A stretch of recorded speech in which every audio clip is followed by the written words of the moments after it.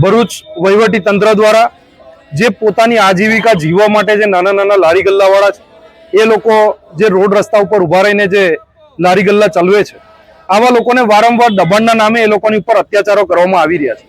વારંવાર આ લોકોની લારી ગલ્લા જપ્તી કરવા અને આ લોકો ઉપર અત્યાચારો કરવા, પોલીસને આગળ રાખી એ લોકોને ગેરકાયદેસર રીતે એ લોકો ઉપર કેસ કરાવવા, આવા કામો થઈ રહ્યા છે. ત્યારે અગાઉ પણ વારંવાર રજૂઆતો કરવામાં આવી છે વહીવટી તંત્રને કે આ લોકોને એક યોગ્ય જગ્યાની ફાળવણી કરી આપવામાં આવે. અત્યારે હોસ્ટેલ ગ્રાઉન્ડ એક યોગ્ય જગ્યાની ફાળવણી કરવા માટે એક સાઈડની જગ્યા જો એ લોકો ફાળવણી કરી શકે, એની બાજુમાં એક બીજી ખુલ્લી જગ્યા પડી છે, ત્યાં આગળ ફાળવણી કરવામાં આવે. સેવાશ્રમ વિસ્તાર હોય, બાયપાસ હોય, શ્રવણ ચોકડી હોય કે જાડેશ્વર વિસ્તાર હોય, આ તમામ લારી ગલ્લા ધારકોને વારંવાર જે દબાણના નામે જે હટાવવામાં આવે છે, ત્યારે આજરોજ આમ આદમી પાર્ટીની ટીમ દ્વારા આ લોકોના સમર્થનની અંદર અમે ભરૂચ કલેક્ટર સાહેબને આવેદનપત્ર પાઠવવા માટે આવ્યા છે.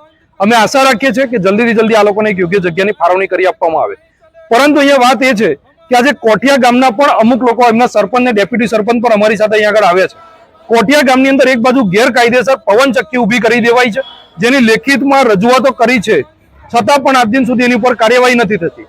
આ તંત્ર, આ સરકારની અંદર તંત્ર બે પ્રકારના કામ કરે છે. રૂપિયાવાળા માટે કોઈ પણ પ્રકારનો કાયદો કાનૂન લાગુ નથી પડતો, પરંતુ જે ગરીબ પરિવાર છે, જે લોકોના બાળકોનું જ્યારે આજે ભવિષ્ય અંધકાર તરફ જઈ રહ્યું છે, એવા પરિવારોને તાત્કાલિકના ધોરણે કાર્યવાહી કરી એ લોકોની રોજીરોટી છીનવી લેવાનું કાવતરું ચાલી રહ્યું છે. ત્યારે અમે ભરૂચ વહીવટી તંત્ર પાસે એક આશા રાખીએ છીએ કે આની ઉપર યોગ્ય પગલાં લેવાય અને આ લોકોને જલ્દીથી જલ્દી યોગ્ય જગ્યાની ફાળવણી કરી આપવામાં આવે.